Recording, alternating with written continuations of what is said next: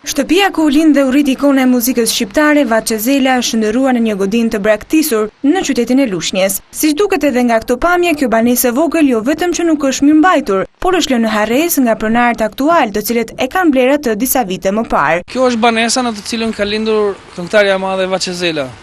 Dhe kjo është lagja ku ajo ka kaluar fëmirin e saj.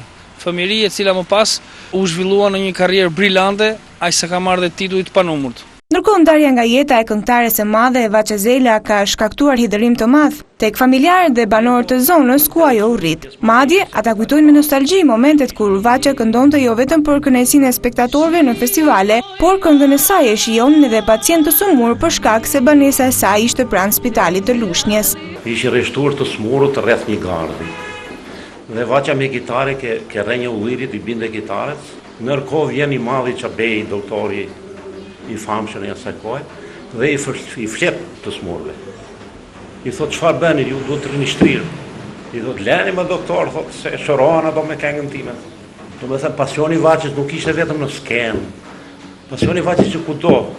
Do me i shërpente, sigurisht kishte lindur për të shërbyer çfarë do lloj njeriu.